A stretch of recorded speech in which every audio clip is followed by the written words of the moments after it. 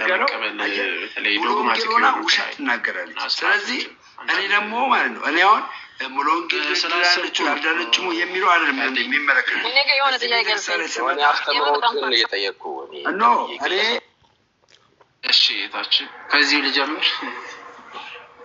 የሆነ በጣም ሁሉ እንትን ግራ የሚገባኝ የሆነ ምንድነው ሶስት ባህሪ ሲባል ብዙ ጊዜ በፀሐይ ስለ ስላሴ ለቅየሱ ምንድነው ወልድ ለአብ ልጁ ሲባል እሱ በጣም ግራ ይገባኛል።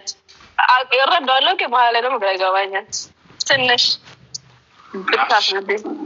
ለዚህ ቀጥለን ስለ በስላሴ ዘንድ ያሉት አካላትና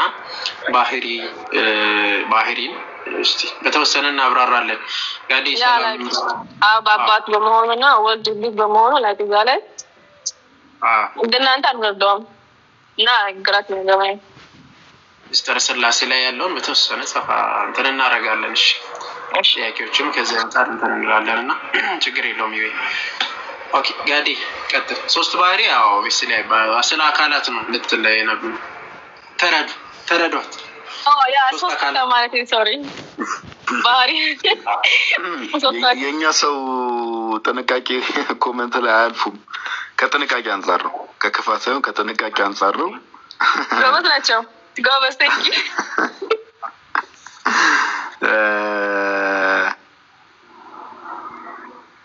ምንድነው ኮሜንት ላይ የተጻፈ ያለው ነገር? እስቲ ታች ላይ ያለውን ኮሜንት ይኸው። ምንድነው? አር ዩ ፋሚሊያር ዊዝ ኢት?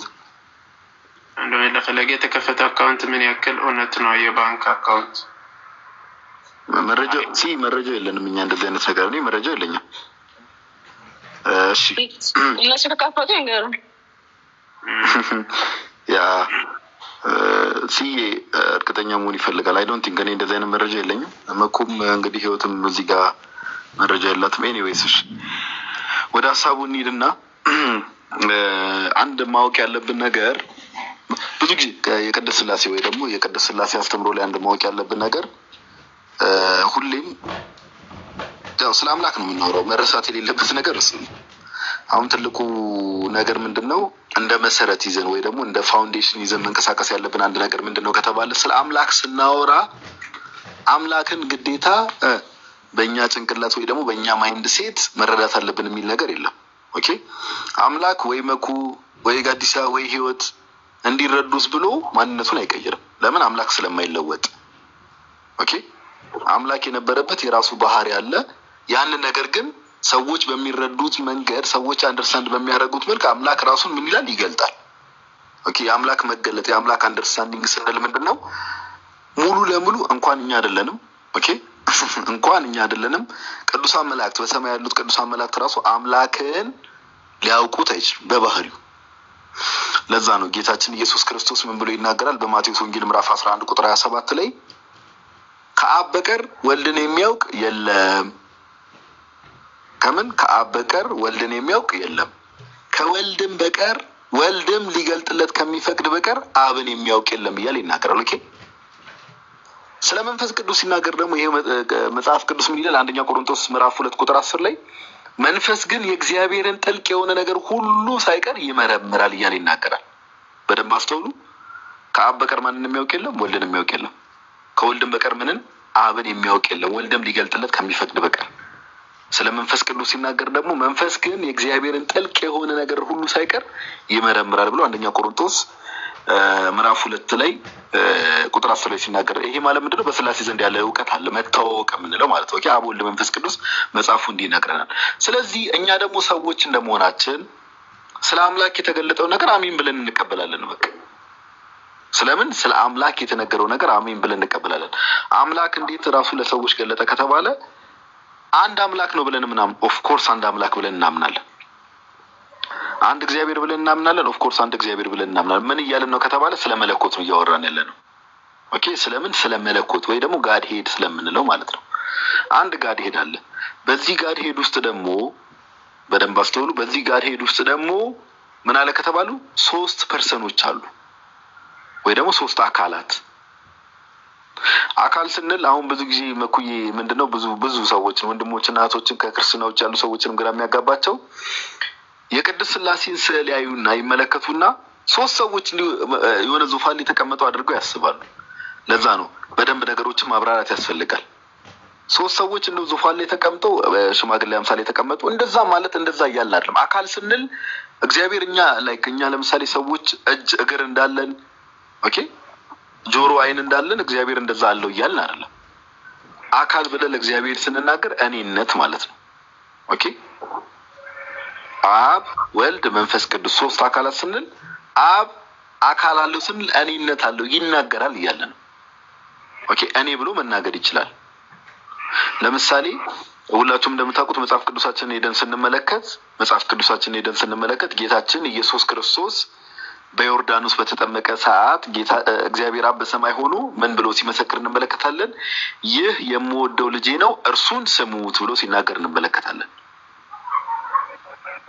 ይህ የምወደው ልጄ ነው እርሱን ስሙት ብሎ አብ ሲናገር መጽሐፍ ቅዱስ ላይ ሰምተናል። ጌታችን ኢየሱስ ክርስቶስ በጣም ብዙ ቦታዎች ላይ ሲናገር እንሰማለን። ለምሳሌ በቀላሉ ከአባቱ ጋር ዮሐንስ ወንጌል ምዕራፍ 10 ቁጥር 30 ላይ እኔና አብ አንድ ነን ብሎ እኔ ብሎ ሲናገር እንመለከታለን ጌታችን ኢየሱስ። እንዲሁም ደግሞ መጽሐፍ ቅዱሳችንን ስንመለከት መንፈስ ቅዱስ ደግሞ እንደው አንዳንዴ እነዚህ ጆባ ዊትነሶች ወይ ደግሞ የሐዋ ምስክሮች እንደሚሉት ኃይል ብቻ ነው ብለን እንዳናስብ ደግሞ መጽሐፍ ቅዱሳችንን ሄደን ስንመለከት ካልተሳሳትኩ የሐዋርያት ሥራ ምዕራፍ 9 መሰለኝ አንዴ ይቅርታ የሐዋርያት ሥራ ምዕራፍ 9 ላይ አይደለም ቆይ የሐዋርያት ሥራ ምዕራፍ 13 ይቅርታ ምዕራፍ 13 መሰለኝ አንዴ ቆይ እንዲህ ብሎ ሲናገር እንመለከታለን። የሐዋርያት ሥራ ምዕራፍ 13 ቁጥር 1 ላይ እንዲህ የሚል ቃል አለ። በአንጾኪያም ባለችው ቤተክርስቲያን ነቢያትና መምህራን ነበሩ። እነርሱም በርናባስ፣ ኔጌር የተባለው ስምዖንም፣ የቀሬናው ሉኪዮስም፣ የአራተኛው ክፍለ ገዢ የሄሮድስም ባለመዋል ምናሄ፣ ሳውልም ነበሩ። ቁጥር 2 ላይ እንደዚህ ይላል። እነዚህን ጌታን ሲያመልኩና ሲጾሙ መንፈስ ቅዱስ በርናባስና ሳውልን ለጠራዋቸው ስራ ለዩልኝ አለ። ማን ያለው? መንፈስ ቅዱስ። በቃ መጽሐፍ ላይ የተገለጠውን ነገር አሜን ብለን እንቀበላለን። ተናጋሪው ማነው? መንፈስ ቅዱስ። ለዩልኝ አለ። ስለዚህ ለዩልኝ አለ ብሎ ሲናገር እዚህ ጋር ምንድነው? ኦኬ ከሶስቱ አካላት አንዱ አካል መንፈስ ቅዱስ ሲናገር እንመለከታለን። አብ ሲናገር እንሰማለን፣ ወልድ ሲናገር እንሰማለን፣ ተመልክተናል። መጽሐፍ ቅዱስ ላይ መንፈስ ቅዱስ ሲናገር ተመልክተናል። ስለዚህ እኔነት ማለት ነው። ሶስት አካላት ስንል በስላሴ ውስጥ ሶስት እኔነቶች አሉ። ኦኬ አንድ መለኮት ነው ያለው፣ አንድ ጋድ ሄድ ነው ያለው። ያንን ነው አንድ እግዚአብሔር ብለን የምንናገረው። ከዛ አንፃር ነው ምን መለኮት አንድ ስለሆነ ኦኬ ያንን አንዱን መለኮት ስለሆነ ሼር የሚያደርጉት ፉሊ ሼር የሚያደርጉት ያንን አንዱ መለኮት ስለሆነ ከዚህ አንፃር ነው። ኦኬ አካላት ሲባል የቅድስት ሥላሴን ስዕል ተመልክተን እንደው ሶስት ሰዎች እኛ እንደምናስበው ራሳችን እንደምናስበው በሰማይ የሆነ ተቀምጠው አይነት ነገር እንዳናስብ። ኦኬ ለምሳሌ ጌታችን ኢየሱስ ክርስቶስ ቅዱስ ጳውሎስ እንደሚናገረው በዕብራውያን መልእክቱ ኦኬ አንድም መስዋዕት ለዘላለም አቅርቦ በአባቱ ቀኝ ተቀመጠ ሲል እንደው ቀኝ ሲባል የሆነ አብ የሆነ ቦታ ተቀምጦ ወልድ ደግሞ በቀኝ በኩል እንደዛ ማለት አይደለም። ቀኝ ማለት በኃይል በስልጣን ተካክሎ ከአባቱ ጋር ኦኬ በዙፋኑ ተቀመጠ ነው እና ከዚህ አንፃር ነው የምንመለከተው። አካል ስንል ከዚህ አንፃር ነው፣ እኔነት ስንል ከዚህ አንፃር ነው የምንረዳው። እና ባጭሩ ከቅድስት ሥላሴ አንፃር አብ ወልድ መንፈስ ቅዱስ ያው በቤተክርስቲያናችን ለምሳሌ አብ አባት ማለት ነው፣ ወልድ ልጅ ነው። በቀላሉ እንዲህ ብላችሁ ተረዱ ጋይስ። ለምሳሌ መኩ አብ ለምሳሌ ለዘላለም አብ ነው ስሙ አይደል? ሁላችንም ያስማማናል። አብ ለዘላለም ስሙ አብ ነው። መኩ ለምሳሌ ሁሌ አባት ተብሎ እንዲጠራ አብሮት ማን መኖር አለበት? ግዴታ ልጅ መኖር አለበት። ለምን? ልጅ ሳይኖር አባት ተብሎ ሊጠራ ስለማይችል። ስለዚህ አብ ወይም ደግሞ አባት ለዘላለም አብ ተብሎ ለመጠራት ለዘላለም ከእርሱ ጋር ማን መኖር አለበት? ወልድ መኖር አለበት። በቃ ኦኬ ወልድ መኖር አለበት። ስለዚህ አብና ወልድ መካከል ያለው ግንኙነት ከዚህ አንፃር ነው። አባትና ልጅ። ወልድ ከማን ነው የሚወጣው? ከአብ ወጥቼ የመጣው እንዳለ ከዛ አንፃር ነው። መንፈስ ቅዱስ ደግሞ የሚሰርጸው ከማን ነው? መጽሐፍ ቅዱስ ላይ እንደተቀመጠው ከአብ የሚሰርጽ ነው መንፈስ ቅዱስ። እና ከዚህ አንፃር ነው አብ ወልድ መንፈስ ቅዱስን የቅድስት ሥላሴን ትምህርት የምንመለከተው ለማለት ያክል ነው። እና ሜቢ መኩም ጨምረው ነገር ካለ ጨምር፣ እንዳላንዛዛው ተስፋ አድርጋለሁ። ቃሎት ያሰማልን ጋዴ ሰፋ ያለ ነገር ሰጥተዋል እና በዋናነት ያው መጀመሪያ ላይ ያነሳው ነገር አለ። እግዚአብሔር ራሱን የገለጠበትን መንገድ ያንን አሜን ብለን የምንቀበለው ማለት በአእምሯችን ልክ በተሰጠን ልክ ነው የምንቀበለው እስከገባን ድረስ ማለት እስከሰጠን ድረስ እንጂ እንዲያው እያንዳንዱን ስለ እግዚአብሔርን እያንዳንዱን አውቋለሁ ማለት ራስን ጣዖት ማድረግ ነው። ቢኮዝ በራስ ልክ እግዚአብሔርን ማወቅ ስለማይቻል አውቀንም ስለማናቅ ማለት ነው። የትኛውም በምድር ላይ ያለውን እግዚአብሔርን አውቋለሁ ብሎ እግዚአብሔር እንዲህ ነው ብሎ የገለጸ ማለት መድረሻው ላይ ደርሶ የገለጸ አንድም ሰው የለም። ዳርቻው እንዴት ነው? የጥበብ ሀገራስ ወዴት ነው? ማደሪያስ ወዴት ነው እያለ ስለ ጥበብ ሲገልጽ ስለ ክርስቶስ ማለት ነው ሰለሞን እንግዲህ በሰፊ ይተነትናል እና የእግዚአብሔርን ማንነትን ጠልቀን እስከዛ ድረስ ማለት እስከ ጥጉ ድረስ የምናውቅ አይደለም። ግን እግዚአብሔር በገለጠልን ልክ ነው የምናውቀው። ለዛ ነው ማለት አስ ኤግዛምፕል እንዲገባ 2 ሚሞሪ ጂቢ 2 ጂቢ እና 1 ቴራባይት አንድ ላይ 2 ጂቢ ወስዶ ማለት ነው ምንጭን ቀሪው ትርፍ ይሆናል አይደል? በዛ ልክ ነው በቃ። ከዛም በላይ ነው እግዚአብሔርና የሰውን ነገር ስናነጻጸርም አይደለም። ግን በተሰጠን ልክ ምን እናረጋለን? እናውቀዋለን፣ እንረዳዋለን። በመጽሐፍ ቅዱስ ውስጥ ግን እስቲ ስለ ሥላሴ ራሱን የገለጠበትን በተወሰነ ያው በእኛ አረዳድ የእግዚአብሔር ምሳሌ ዘያሕጽጽ ነው የሚሉት ቤተክርስቲያን። ምሳሌ ዘያሕጽጽ ማለት ሙሉ አይደለም። ምሳሌ ለእኛ እንዲገባ እንድንረዳው የተሰጡ ነገሮች አሉ እንድንረዳው። በመጽሐፍ ቅዱስ ውስጥ ከተጠቀሱት ውስጥ ለምሳሌ ዘካርያስ ምዕራፍ 2 ቁጥር 5 ላይ እግዚአብሔር ለቤተ ክርስቲያን ቃል ገብቶላታል። እግዚአብሔር በእሳት እንዲጠብቃት ማንን? ቤተ ክርስቲያንን በእሳት እንዲጠብቃት ቃል ገብቶላታል። ያንን እሳት ደግሞ ሲተነተን አባቶች ሲፈቱት እሳቱን በሥላሴ ራሱ እግዚአብሔር ቤተ ክርስቲያን እንዲጠብቃት። ለዛ ነው የሐዋርያት ሥራ ምዕራፍ 20 ቁጥር 28 ላይ እግዚአብሔር በደሙ የዋጃትን ቤተ ክርስቲያን ተጠብቋት ዘንድ የተባለበት ለዚህ ነው ማለት ነው። የእግዚአብሔር ቤተ ክርስቲያን ተብላ የምትጠራው እግዚአብሔር ራሱ እንደሚጠብቃት ደግሞ ያንን ደግሞ በእሳት መልክ ነው ያስቀመጠው እና ያንን በእሳት መልክ ያለውን ዘካርያስ ምዕራፍ 2 ቁጥር 5 ላይ ያንን ስተነትኑ ፋዘር ታውድሮስ ማላቲም ይሄንን ይወስዱና እሳትን ወስዶ እሳት አለ። ኦኬ እሳት ውስጥ ፍሌሙ አለ። የመጀመሪያው ፍሌም አለ እሳት ላይ የምናየው። ከእሳት ውስጥ ደግሞ የሚወጣ ላይት አለ። ላይት ኢዝ ቢጎተን ፍሮም ዋት? ፍሮም ፍሌም። ከፍሌሙ የሚወጣው እሳት አለ ማለት ነው። then next ምን አለ? ከዛይን the proceed of out of heat። ከዛ እሳት ደግሞ የሚወጣው ምን አለ? ሂት አለ ወይም ደግሞ ሙቀት አለ። አሁን በደንብ አስተውሉ። አንድ ሻማ ወስደን በዛ ሻማ ላይ ፍሌሙ አለ። ያ ፍሌም ደግሞ ላይት አለው። በዛው ልክ ደግሞ ምን አለ? ሂት አለው። የሚወጣው ከፍሌሙ የሚወጣው ሳኖ ቢጎተን ሳን ተብሎ የሚጠራው ማለት በምሳሌነት የተሰጠው ወልድን ነው። ከአብ ዘንድ የሚወጣው ወልድ። ስለዚህ በአካላት ስንት ነው? በአካላት 3 እኔ ማለት ይችላል። አብ ራሱ እኔ ማለት ይችላል። ወልድ እኔ ማለት ይችላል። መንፈስ ቅዱስ እኔ ማለት ይችላል። እኔ አካል ሲባል ቦዲ እያልን አይደለንም። ይሄ ቦዲ ይሄ አካል እያልን አይደለንም። እኔ ማለት የሚችል አካል ሲገለጽ እንግዲህ አሁን ወደኛ ሲመጣ ብዙ ጊዜ ወደ ወልድም ስንመጣ በነገራችን ላይ በምስጢረ ሥጋዌ ከሁለት አካል አንድ አካል ከሁለት ባህሪ አንድ ባህሪ እንላለን አይደል? ከሁለት አካል ሲባል ቦዲውን ወክሎ ብዙ ጊዜ አካልን ለዛ ይሰጣል። ከሁለት አካል አንድ አካል ይባላል እና እዚህ ጋር ግን አካል ስንል ፐርሰንን ነው የሚገልጽ። ፐርሰን እኔ ባይነትን። ስለዚህ አብ እኔ ማለት የሚችል አካል ነው። ወልድ እኔ ማለት የሚችል አካል ነው። መንፈስ ቅዱስ እኔ ማለት የሚችል አካል ነው። 3 አካል ግን ቀደም እንደነገርኳችሁ በዛ ፍሌም ውስጥ ማለት ላይቱ የሚወጣው ላይትና ፍሌሙ ላይ ያለው ባህሪ የተለያየ ነው አይደለም? ያው ነው። ከዛው የሚወጣው ነው። ያንን ፍሌሙን ያወቅ ነው ከምን የተነሳ ነው? ከላይቱ የተነሳ ነው። ሙቀቱም ፍሌሙ መኖሩን የምናውቅበት ሙቀቱም በመኖሩ ነው። ስለዚህ ሙቀቱ ከየት ነው መጣ? ከዛ ፍሌም ነው። ላይቱም ከየት ነው መጣ? ከዛ ፍሌም ነው። የላይቱና የሙቀቱ ማለት ከውስጡ ያለው ኮንቴንት ወይም ደግሞ ሰብስታንሱ ከዛ ከመጀመሪያው ይለያል? አይለይም። ሰብስታንሱ ተመሳሳይ ነው ማለት ነው። ስለዚህ 3 አካላት በአንድ ባህሪ እንላለን ማለት ባህሪያቸው አንድ ነው። አንድ ጥያቄ ግን ብዙ ጊዜ ማለት ብዙ ሰው እንዳይምታታው አብ ምሉ ነው ዓለማትን ይመላል ማለት አብ ምሉ ነው። ወልድስ መንፈስ ቅዱስስ? አብ በዓለም ምሉ ከሆነ ሁሉም ቦታ የሚገኝ ከሆነ ወልድን ቦታ እንትን አይልም ወይስ መንፈስ ቅዱስንስ ቦታ እንዴት ነው? ይሄ ነገር ጥያቄ ሆኖባቸው አያውቅም?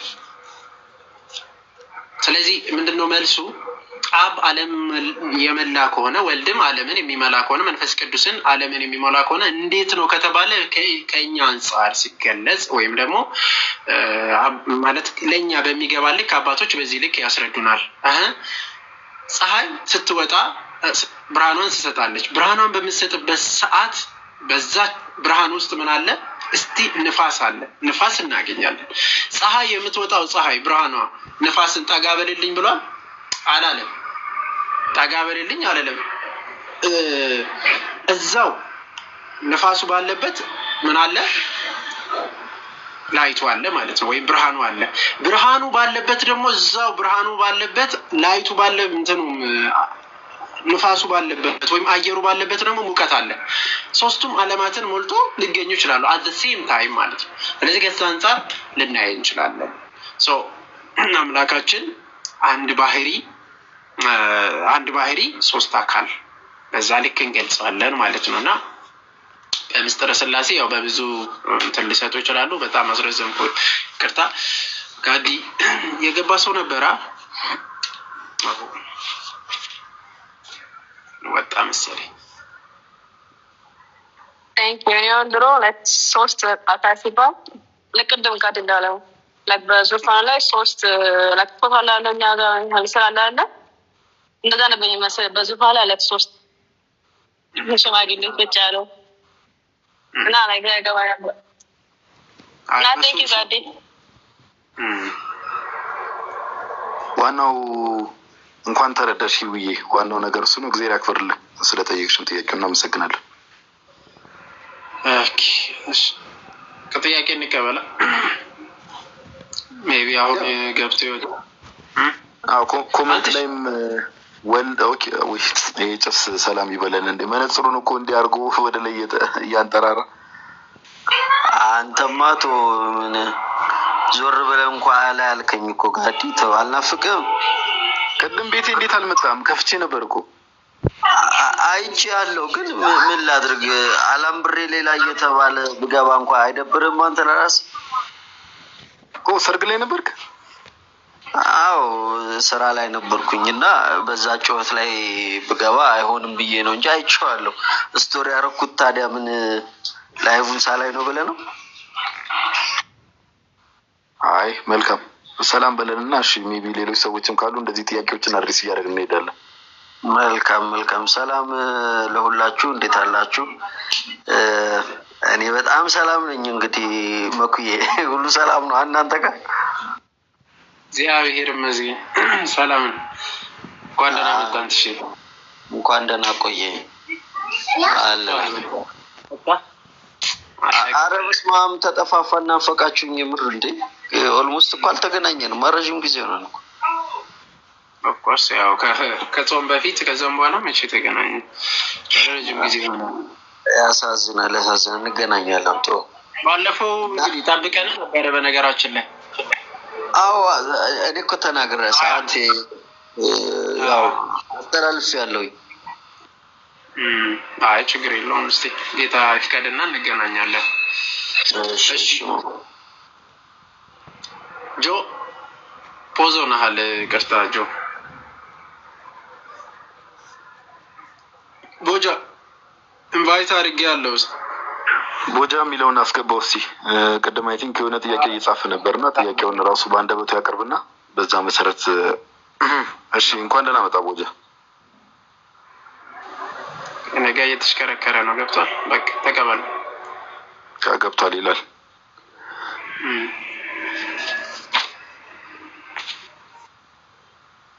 አይሰማም ድምጼ? ይሰማል ወንድማችን። እንኳን ደህና መጣ። ከየት ቤተ እምነት ነው? ጥያቄን መቀጠል ትችላለህ። እሺ እንኳን ደህና ቆያችሁ። አይ አብ ከወልድ ይበልጣል የሚለውን ነገር አንዳንድ ነገራቶች በመጽሐፍ ቅዱስ ስላነበብኩኝ እሱን ጠቁሜ እንድታብራሩ ይፈልግ ነበር።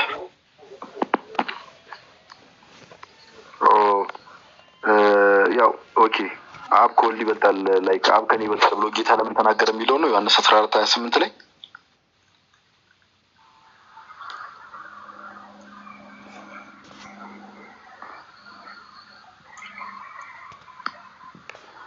የኔ ድምጽ ነው ወጃል እኔ ነኝ ተከረኩት ወይስ ወንድማችን ዝም ብሎ ነው? ወጃ ነው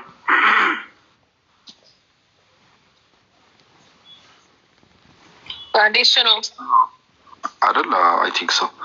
እሺ ሀሳቡ ላይ ዞሮ የሆነ ነገር እንበልበት ችግር የለውም። ወንድማችን ያቀረበው ጥያቄ አለ። ያው ክርስቲያኖች አይ ጠያቂው ችግር የለውም ሙስሊምም ቢሆን ምንም ሀሳቡ ላይ ብቻ ከዚህ በፊት ብዙ ጊዜ የተባለበት ነገር ስለሆነ ሀሳቡ ላይ የተወሰነ ነገር እንበልበት። ጌታችን ኢየሱስ ኦኬ ጥቅሱን የምታገኙት የዮሐንስ ወንጌል ምዕራፍ 14 ቁጥር 28 ላይ ነው። እኔ ሄዳለሁ ወደ እናንተ እመጣለሁ እንዳልኳችሁ ሰማችሁ፣ የምትወዱኝስ ብትሆኑ ከኔ አብ ይበልጣልና ወደ አብ በመሄዴ ደስ ይላችሁ ነበረ ብሎ ተናገረ ጌታችን። ከኔ አብ ይበልጣልና። አሁን ትልቁ ነገር ምንድነው? በምን ነው? ኦኬ መጽሐፍ ቅዱስን በምንድን ነው የምንረዳው? ጋይስ በደንብ ስሙ። መጽሐፍ ቅዱስን በምንድን ነው የምንረዳው ከተባለ በመልአት ነው የምንረዳው። መጽሐፍ ቅዱስ እንደው አንድ ጥቅስ ላይ አይደለም የእግዚአብሔር ቃል ቢውልድ ያደረገው። አንደኛ መጽሐፍ ቅዱስን ስናነብ ሁሌም እንደምንናገረው ከምን አንጻር ተነገረ፣ ኮንቴክስቱ ምንድን ነው፣ ሌሎች የመጽሐፍ ቅዱስ ክፍሎች ውስጥ ስለዚህ ነገር ምን ይላሉ የሚለው ነገር ለምን ራሱ ጌታችን ኢየሱስ ክርስቶስ እኔና አብ አንድ ነን ብሎ ዮሐንስ ወንጌል ምዕራፍ 10 ቁጥር 30 ላይ ተናግሯል። ኦኬ ግን ማስተዋል ያለብን አሁን በምን አብ ጌታችን ኢየሱስ ክርስቶስ አብ ከኔ ይበልጣል ብሎ ሲናገር ከምን አንጻር ነው የሚለውን ነገር የተወሰነ ነገር ልበላችሁ። አንደኛ መጽሐፍ ቅዱሳችን ሲናገር ጌታችን ኢየሱስ ክርስቶስ ራሱ በአንደበቱ ዮሐንስ ወንጌል ምዕራፍ 5 ቁጥር 19 ላይ አብ የሚያደርገውን ሁሉ ወልድ ደግሞ ኦኬ ወልድ ደግሞ ምን ያደርጋል እንዲሁ ያደርጋልና ዮሐንስ ወንጌል ምዕራፍ 5 ቁጥር 19 ላይ አብ የሚያደርገውን ሁሉ ወልድ ደግሞ እንዲሁ ያደርጋል። ስለዚህ አብ የሚያደርገውን ሁሉ አሁን እንጠይቃለን። አብ የሚያደርገውን ነገር በሙሉ ወልድ ያደርጋል? አዎ ያደርጋል። ማተናገር ጌታችን ኢየሱስ ራሱ አብ ዓለማትን መፍጠር ይችላል። ኦኬ አብ ሙታንን ማስነሳት ይችላል። አብ የዘላለም ሕይወት መስጠት ይችላል። ኦፍ ኮርስ አብ የሚያደርገውን ሁሉ ወልድ ደግሞ እንዲሁ ነው የሚለው። ባይዘወይ በጣም መሰረታዊ ቃል ነው እንዲሁ የሚለው። እንግሊዝኛውን ሄዳችሁ ስትመለከቱ ኢን ዘ ሴም ማነር ነው የሚለው። ኦኬ ኢን ዘ ሴም ማነር እንዲሁ። ስለዚህ አሁን ዮሐንስ ወንጌል ምዕራፍ 5 ቁጥር 19 ስንመለከት አብ ማድረግ እየቻለ ወልድ የማይችለው ነገር የለም ከስልጣን አንጻር ስንመለከት። ኦኬ እንዲሁ ያደርጋልና ለምን? ወልድ የአብ ቃል ስለሆነ ሁሉ ነገር በእርሱ ስለሆነ የሆነው። ከምን አንጻር ነው አብ ከኔ ይበልጣል ብሎ ጌታ የተናገረው ከተባለ በቃ ወልድ በስጋ ተገልጧል። ኦኬ ወልድ በስጋ ተገልጧል። ሁላችሁ ምን ታደርጋላችሁ? የፊልጵስዩስ መልእክት ምዕራፍ 2 ከቁጥር 6 ጀምራችሁ መመልከት ነው። ኦኬ ፊልጵስዩስ ሐዋርያው ቅዱስ ጳውሎስ ወደ ፊልጵስዩስ ክርስቲያኖች ምዕራፍ ካልተሳሳትኩ ፊልጵስዩስ አንዴ ወደ ፊልጵስዩስ ሰዎች ምዕራፍ 2 ቁጥር እሺ ምዕራፍ 2 ከቁጥር 6 ጀምሮ እንደዚህ ይላል። እርሱ ስለ ክርስቶስ ነው የሚናገረው። ቁጥር 5 ላይ አውዱን ስትመለከቱ ስለ ጌታችን ኢየሱስ እየተናገረ እንደሆነ ያስታውቃል። እርሱ በእግዚአብሔር መልክ ሲኖር ሳለ ከእግዚአብሔር ጋር መተካከልን መቀማት እንደሚገባ ነገር አልቆጠረውም ይላል። ኦኬ መቀማት አይደለም ባይዘው ማስተዋል ያለባችሁ መቀማት ነው ቃሉ። ሄዳችሁ እንግሊዝኛውን ስትመለከቱ ሂዲድና አሁን ብዙ ሰው መቀማት ብሎ ያነባዋል። ቃሉ መቀማት አይደለም መቀማት ነው የሚለው። he did not consider it robbery to be equal with God ነው የሚለው። ኦኬ ከእግዚአብሔር ጋር መተካከልን ከእግዚአብሔር ጋር እኩል መሆንን እንደ ሮበሪ አልቆጠረውም ወይ ደግሞ እንደ ሌብነት እንደ መቀማት አልቆጠረውም። ለምን? አሁን ለምሳሌ መኩ የሆነ ነገር እንደ መቀማት ከቆጠርኩት እያጭበረበርኩ ነው ማለት ነው አይደል? ነገር ግን እኔ ከመኩ ጋር እኩል መሆኔን እንደ መቀማት ነገር አልቆጠርኩም፣ እንደ ሮበሪ አልቆጠርኩትም ብዬ ከተናገርኩ እኔ ከመኩ ጋር እኩል ነኝ እያልኩ ነው። ስለዚህ ከእግዚአብሔር ጋር መተካከልን እንደ መቀማት ነገር አልቆጠሩም። ለምን? የምርም የተካከለ ስለሆነ ከአባቱ ጋር። ቁጥር 7 ላይ በጣም መሰረታዊ ነገር አለ። ነገር ግን የባሪያ መልክ ይዞ በሰው ምሳሌ ሆኖ ራሱን ባዶ አደረገ። የማንም መልክ ያዘ?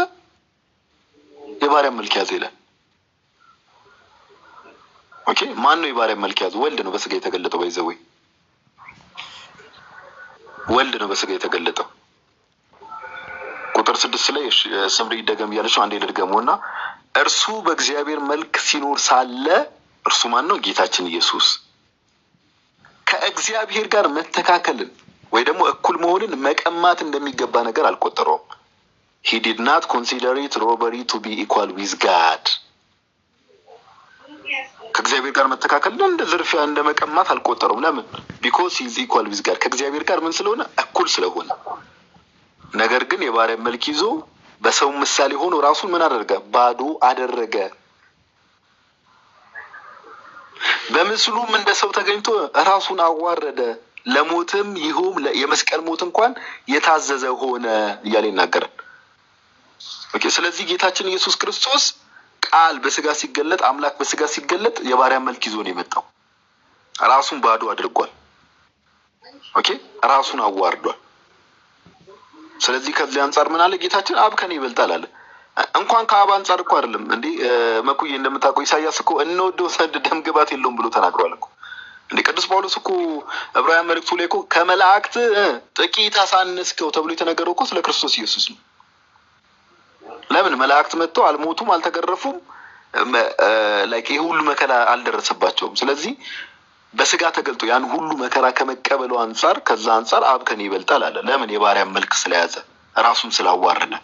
ኦኬ፣ ይሄ ደግሞ በፍቃዱ ያደረገው ነገር ነው። ለምን? ጌታ ምን ብሎ ተናገረ? የሰው ልጅ ሊያገለግል እንጂ ሊገለገል ወደ ምድር አልመጣም ብሎ ተናግሯል። ኦኬ፣ የሰው ልጅ ምን ሊል የመጣው? በስጋ የተገለጠው ሊያገለግል፣ ዓለምን ለማዳን ይዞ የመጣው ዓላማ አለ፣ የአባቱ ሀሳብ አለ። ያንን ለመፈጸም ነው የመጣው እና ከዛ አንጻር ነው ወንድማችን ቦጃ አብ ከኔ ይበልጣል ብሎ የተናገረው ከዛ አንጻር ነው እንጂ መጽሐፍ ቅዱስን በምላስ ስንመለከተው ክርስቶስ ኢየሱስ ካረገን በኋላ በአባቱ ቀኝ የተቀመጠው አብ የሚያደርገውን ነገር ሁሉ እርሱ እንደሚያደርግ፣ አብ ሙታን እንደሚያስነሳ እሱ ሙታን እንደሚያስነሳ፣ አብ የዘላለም ሕይወት እንደሚሰጥ እርሱ የዘላለም ሕይወት እንደሚሰጥ፣ አብ የሚያደርገውን ነገር በሙሉ ጌታችን ኢየሱስ ክርስቶስ ለምን ከተባለ የክብሩ ነጸብራቅና የባህሪው ምሳሌ ስለሆነ ሁሉ ነገር ያደርጋል። እና ከምን አንጻር ነው የተናገረው የሚለውን ነገር ስንመለከት መጽሐፍ ቅዱስ እንደዚህ ይሄን ሀሳብ ይነግረናል ለማለት ያክል ነው። በኩል የምጨምረው ነገር ካለ እድል ስጥ ብሮስኪ። ቴንኪው ጋዲ ካሉት ያሰማልን። ያው ቦጃ እየተረዳ በደንብ ጥሩ ነገር አንስተልናል። አንድ ሁለት ጥቅስ ለማንሳት ብቻ ዮሐንስ ምዕራፍ 16 ቁጥር 15 ላይ all things that the father has are mine። አብ ያለው ሁሉ የእኔ ነው ማለት የትኛው ፍጡር ነው አብ ያለው ብሎ የእኔ ብሎ የተናገረ? እስቲ በምድር ላይ አብ ያለው የእኔ ነው የተባለው ማን ነው? እንደዚህ ተናግሮ የሚያውቅ የለም ማለት ነው። እዛ ነው ክርስቶስ እውነተኛ አምላክ ነው የምንለው። ከዚህም የተነሳም ጭምር ነው ካራክተሪስቲክሱ ማለት ጋድ ካራክተሪስቲክ የራሱ ባህሪው፣ ይሄ ባህሪ የሚገልጸው የአምላክነት ባህሪ ነው። አብ ያለው ሁሉ የእኔ ነው፣ የእርሱ የሆነ የአብ ነው፣ የአብ የሆነ የእርሱ ነው። ይሄ ዮሐንስ ምዕራፍ 16 ቁጥር 15 ላይ። ሁለተኛ ዮሐንስ ምዕራፍ 17 ቁጥር 10 ላይ ይሄንኑ ይደግማል ማለት ነው። ያንተ የሆነ ሁሉ የእኔ ነው፣ የእኔ የሆነ ደግሞ ያንተ ነው። ከዛ ነው በነገራችን ላይ ቀጥሎ አይሁዶችም ራሱን ከእግዚአብሔር ጋር ያስተካክላል፣ ራሱን እግዚአብሔር አድርጎ ይቆጥረዋል ነው ፖይንቱ። ገብቷል? ራሱን እግዚአብሔር አድርጎ ይቆጥረዋል ብሎ ነው ያንን ክርስቶስን ለመግደል የተነሳሱት ድንጋይን የወሰዱበት። ስለዚህ የአብ የሆነ ሁሉ የማን ነው? የክርስቶስ ነው። የክርስቶስ የሆነ ሁሉ ደግሞ የአብ ነው። ይሄ የምን ባህሪን ይገልጻል? ምን አይነት ባህሪ ነው? የአምላክነትን ባህሪ እንዳለው እኩል እንደሆነ የሚገልጽ ነው። በምላት እንደመሆኑ የተነሳ ማለት ቀደም ተናግሮላል። ለምንድን ነው አብ ከኔ ይበልጣል ያለበት? ከዛም በሌላ ቦታ ካየው ዕብራውያን ምዕራፍ 1 መጨረሻ ላይ ስትመለከተው ከመላእክትስ በጥቂቱ አሳነስከው ብሎ ደግሞ ይገልጻል። ምን ማለት ነው ከተባለ እርሱ መላእክቱ እንኳን መከራን ያልተቀበሉትን እርሱ ግን መከራ ተቀበለ። መከራ ቅዱሳን መላእክት እንኳን ያልተገባው ለእርሱ ተገብቶ አየን። እርሱ እርግማን ተብሎ እስከ መሰቀል ድረስ ሰዎች ምራቃቸውን እስከ መጥፋት ድረስ እሱ ላይ ተደረሰ። እርሱ መከራን ተቀበለ፣ ደምን አፈሰሰ። ይህ ሁሉ መከራ የተቀበለው እዛ የተነሳ ምንድነው? በጥቂቱ አሳነስከው ከመላእክትስ ብሎ ተነገረለት። አብ ከኔ ይበልጣል ያለበትን ምክንያት ከዚህ አንጻር ነው እንጂ በምላስ ስንረዳው እንዲያው አብ ከባህሪ የተነሳ ከኔ ይበልጣል ማለትም አይደለም። ለምን መሰላችሁ? እርሱ የመጀመሪያም የመጨረሻም ከእግዚአብሔር ውጪ የለም። የመጀመሪያም የመጨረሻም የሆነው ከእግዚአብሔር ውጪ የለም። ክርስቶስም ደግሞ የመጀመሪያም ነው የመጨረሻም ነው። ራሱን እንደዛ ብሎ ጠርቶታል። ይሄንን የምታገኘው እንግዲህ ከቀድሞ ጀምሮ ከዘላለም የሆነ በእስራኤል ላይ ገዢ የሚሆን ይወጣልኛል የተባለው ትንቢተ ሚልክያስ ላይ በግልጽ የተቀመጠ አለ። ኤርሚያስ እንዲሁም ኤርሚያስ ምዕራፍ 10 ቁጥር 10 ላይ ዘላለማዊነቱን የሚገልጽ ማለት ነው። እንዲሁም ሪቨሌሽን ወይም ደግሞ የዮሐንስ ራእይ ምዕራፍ 1 ቁጥር 7 ላይ አልፋና ኦሜጋ ተብሎ ተገልጿል። ስለዚህ ማን ነው አልፋና ኦሜጋ ተብሎ የሚገለጽ ከፍጡር? የትኛው ፍጡር ነው አልፋና ኦሜጋ ተባለበት? ማንም። ስለዚህ ክርስቶስ ግን የመጀመሪያ የመጨረሻ እኔ ነኝ አለ። አልፋና ኦሜጋ እኔ ነኝ አለ። ከዚህ በላይ የምናስቀምጠው ማስረጃ የለም። ገብቷል? ስለዚህ ከአብ እኩል የመጀመሪያም የመጨረሻም የሆነ ማንም የለም።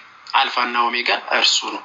ስለዚህ በምላስ ስንረዳው ከምን አንጻር ተነገረ የሚለው ይወስናል መጽሐፍ ቅዱሳችን ላይ ማለት ነው ቦጃ። ስለዚህ ክርስቶስ ፍጹም ሰው ፍጹም አምላክ እንደመሆኑ ያንን ለሰውነቱ የሚነገርለት አለ ማለት በሰው እንደመምጣቱ፣ እንዲሁም ደግሞ ለአምላክነቱ ደግሞ አንድ ባህሪ ሆኖ በአምላክነቱም ደግሞ የሚነገርለት በመጽሐፍ ቅዱስ ጥቅሶች አሉ ማለት ነው። በዚህ ልክ ነው የምንረዳው። ሜቢ ቀጥል ጥያቄዎች ካለ። እሺ፣ አመሰግናለሁ።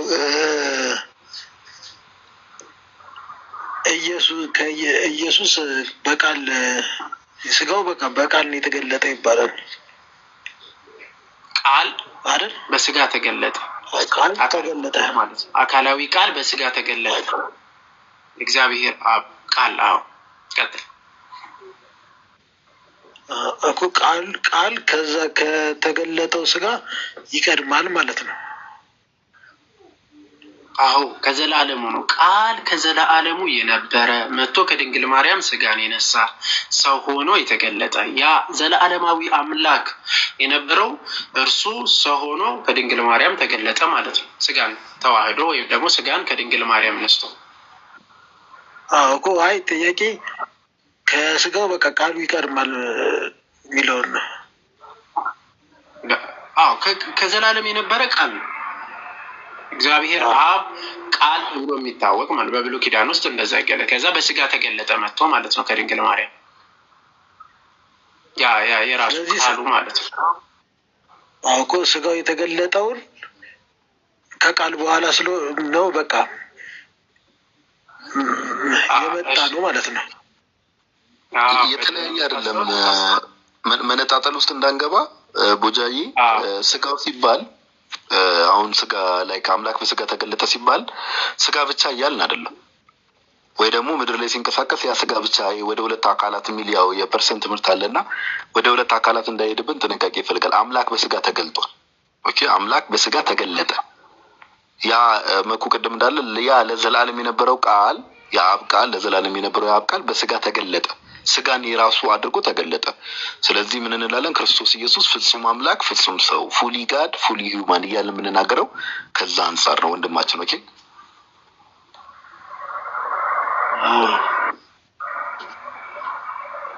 እሻይ እኔ ቃል በስጋ ተገለጠ ሲሉ ስለሰማሁ ስለነበረ ነው የጠየቅኩት። ልክ ነው። ቃል በስጋ ነው የተገለጠው። ግን ቃል በስጋ ተገለጠ ሲባል አምላክነቱን ሳይተው ውላጤ የለበትም ወይ ደግሞ መለወጥ አይደለም። አምላክነት ወደ ሰውነት ተለውጦ ሳይሆን ኦኬ ከመቤታችን ስጋ ነሳና የአብርሃምን ዘር የመላእክትን ዘር ሳይሆን የአብርሃምን ዘር አይደል የሚለው መጽሐፍ ቅዱስ ዕብራውያን ምዕራፍ 2 ላይ ከመቤታችን ስጋ ነሳና የራሱ አደረገ። ኦኬ አምላክነቱን ሳይተው ነው ስጋን ገንዘብ ያደረገው። አምላክነቱን ሳይተው ስጋን ገንዘብ አደረገ። ስለዚህ አምላክ በስጋ ተገለጠ ተብሎ ይነገርለታል። አምላክነቱን ሳይተው ከፍጡር ስጋ ወስዶ ለራሱ ሰውን ወሰደበት ማለት ነው። አዎ በቃ እንደዛ ሆነ ማለት ነው። ስጋ ጅማሬ ያለው ያው እሱ አምላክ ሆኖ ስጋው ግን ፍጡር ነው ማለት ነው። የፍጡር ነው የተፈጠረ ስጋን የራሱ አደረገ እኮ የተፈጠረ ስጋ የራሱ አደረገ። እሱ አምላክ ነው፣ ስጋው ግን ፍጡር ነው። እርሱ ሲባል ለአንድ ማንነት ነው የሚነገረው። ባይዘው ስጋ ጌታችን ኢየሱስ ከመምጣቱ በፊት እንደው ስጋ የሆነ ቦታ ብቻውን ቁጭ ብሎ እኔ ማለት የሚችል ስጋ እንደዛ ሆኖ አይደለም ሲጠብቅ የነበረው። ኦኬ ስጋ እኔነት የለውም ነበረ። ስለ ክርስቶስ ኢየሱስ ስናወራ በቃል ፕሮሶፖን ወይ ደግሞ በቃል ፐርሰን በቃል እኔነት ላይ ነው ያ ነገር ያለው ሲጀመር። ኦኬ ስለዚህ እርሱ እያልክ ስታወራ አምላክም ሰውም ስለሆነ የምትታወራውና እርሱ አምላክ ነው ስጋው ፍጡር ነው እያልክ አይከፋፈልም። ክርስቶስ ኢየሱስ አንድ ነው። ኦኬ ሰግው ወይ ደግሞ ገብቶኛል። ጌታችን ኢየሱስ እንደ መሰለ እኔ ብሎ የሚናገረው ለምሳሌ መጽሐፍ ቅዱስ ላይ በስጋ ተገልጦ እኔ እያለ የሚናገረው ያ አንዱ ነው አይደለ? አንዱ ኢየሱስ ክርስቶስ ነው አይደለ? ስለዚህ እርሱ ብለህ ስትናገር ስለዛ ኢየሱስ ክርስቶስ ነው የምትናገረው እንጂ እርሱ አምላክ ነው ስጋው ግን ፍጡር ነው እያልክ አንነጣጥለውም ልልህ ፈልጌ ነው። መነጣጠል የለም፣ በተዋህዶ ነው አንድ የሆነው።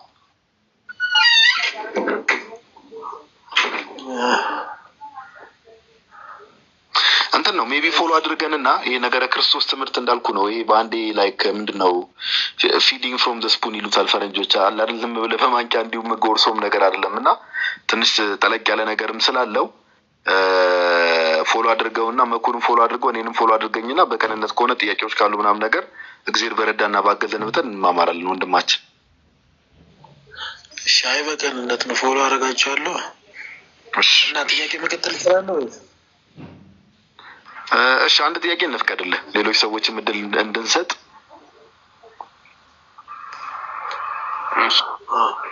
ቀጥል ወይ? እሺ እግዚአብሔር እኔን ማንም አይቶኝ መኖር ስለማይችል ማንም አያኝም ይላል መጽሐፍ ቅዱስ ነው። እና ያው ይህንንም ደግሞ ያው እግዚአብሔር አምላክ ተገለጠልን ከሚለው ጋር እንዴት ነው መልሱ የምታብራራል? ኦኬ ይመስለኛል የዮሐንስ ወንጌል ምዕራፍ 1 ቁጥር 18ን ከዛ አንጻር መሰለኝ ወንድማችን እየጠየቀ ያለው ብዬ አስባለሁ። የዮሐንስ ወንጌል ምዕራፍ 1 ቁጥር 18 ላይ እንደዚህ የሚል ቃል አለ። ምንድነው ቃሉ የሚለው? መቼም ቢሆን እግዚአብሔርን ያየው አንድ እንኳ የለም፣ ከአባቱ ክፍለ አንድ ልጁ እርሱ ተረከው አይደል?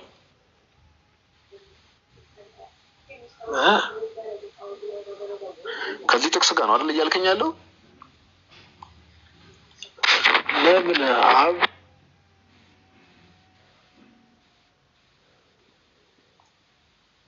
መኩ ምን ነው?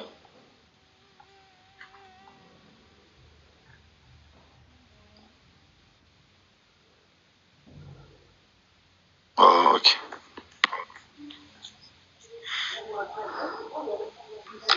አይሰማል ጋዲ? አይ አሁን መጣላይ ማን ላይ ፍታክ ነገር አድርገህ ነበር? አዎ ይሰማል። አይ መጽሐፍ ቅዱስ ቁጥር 20 ምን አልከኝ? ዘጸአት 33 ቁጥር 20 ላይ። እሺ ዘጸአት 33 ጥቅሱን አውቄዋለሁ። ማንም ፊቴን አይቶ መኖር አይችልም ጀርባዬን ያለበትን ነው አይደል? አይ ጀርባዬንም አይልም፣ ግን እስቲ ከፍታ እንዴ እስቲ ዘጸአት 33 ቁጥር 20 ላይ ጥቅሱን አሁን አይታል ወንድማችን ቦጃ አንብበህ ስላልጨረስከው ነው እንጂ ዘጸአት 33 ቁጥር 20 ላይ ምን ይላል? ሙሴ እሺ ከቁጥር 18 ጀምሮ ከቁጥር 17 ጀምሮ እናንብብ። ኦኬ እግዚአብሔርም ሙሴን በፊቴ ሞገስ ስላገኘ በስምም ስላወቅኩ ይህን ያልከውን ነገር አድርጋለሁ አለው። ቁጥር 18 ላይም እርሱም እባክህ ክብርህን አሳየኝ አለ። ማን ያለው? ሙሴ። እግዚአብሔርም እኔ መልካምነቴን ሁሉ በፊት አሳልፋለሁ፣ እግዚአብሔርንም ስም በፊት አውጃለሁ፣ ይቅርም የምለውን ይቅር እላለሁ፣ የምምረውንም እምራለሁ አለ። ደግሞም ሰው አይቶኝ አይድንምና ፊቴን ማየት አይቻልም አለ። እግዚአብሔር ምን አለው? ሰው አይቶኝ አይድንምና። ቁጥር 21 ላይ እግዚአብሔርም አለ እነሆ ስፍራ በእኔ ዘንድ አለ፣ በአለቱም ላይ ትቆማለህ፣ ክብሬን ባለፈ ጊዜ በሰንጣቃው ዓለት አኖራለሁ፣ እስካልፍ ድረስ እጄን በላይ እጋርዳለሁ ካለ ቁጥር 23 ላይ ቅድም ያልኩ ነገር አለ። እጄንም ፈቀቅ አደርጋለሁ፣ ጀርባዬንም ታያለህ፣ ፊቴን ግን አይታይም አለው። ጀርባዬን ታያለህ፣ ፊቴን ግን አይታይም። ወር ፊቴን ማየት አችልም ነው፣ መኖር አይችልም። ፊቴን አይቶ ሰው መዳን አይችልም። ይሄ የተነገረው በብሉይ ኪዳን ነው አይደለ? መኖር አይችልም ነው፣ መዳን አይችልም። እስቲ አንድ እስቲ ክፈቱ። ያው አይድንምና አይ ሰው አይቶኝ አይድንምና አይድንም ማለት which means ያው ይሞታል ነው እኮ። መኖር አይችልምና አይድንምና ያው ነው። ዞሮ ዞሮ ሀሳቡ ቃላቱ አያከራክሩንም።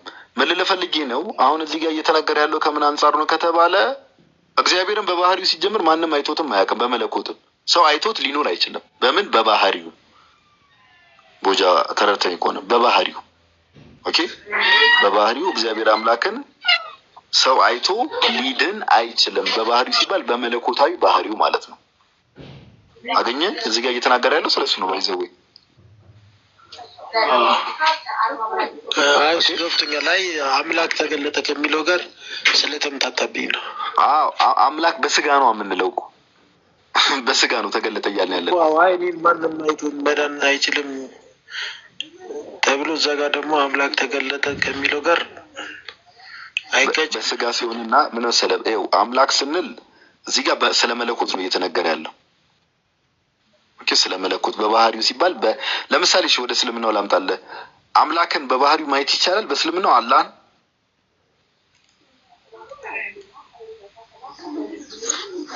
ማለት ሙስሊም ነብይ ነው። ፍሪ ፓላስታይን የሚጽፍ ስላየው ሙስሊም ነብይ አስዩም አድርጌ ሙስሊም ነኝ። እሱ ነው አላህን ላይክ በባህሪው ሰው ማየት ይችላል። ባህሪው ማለት አዛኝነቱ መሀሪነቱ ምናምን። አይ ባህሪው ስለ ይሄ መለኮታዊ እሺ በመለኮታዊ ኃይሉ አላውቅም የእስልምናው ላይ ያለውን ቴዎሎጂ አምናሹር ግን እሺ እንዲህ ብዬ ላስረዳ። ለምሳሌ በፍርድ ቀን አላህ እንዴት ነው የሚገለጠው?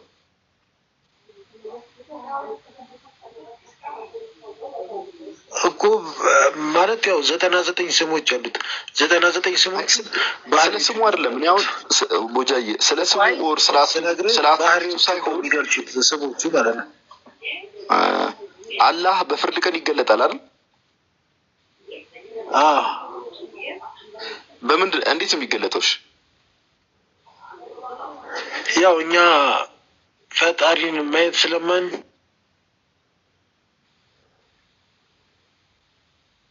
ምን አልከኝ?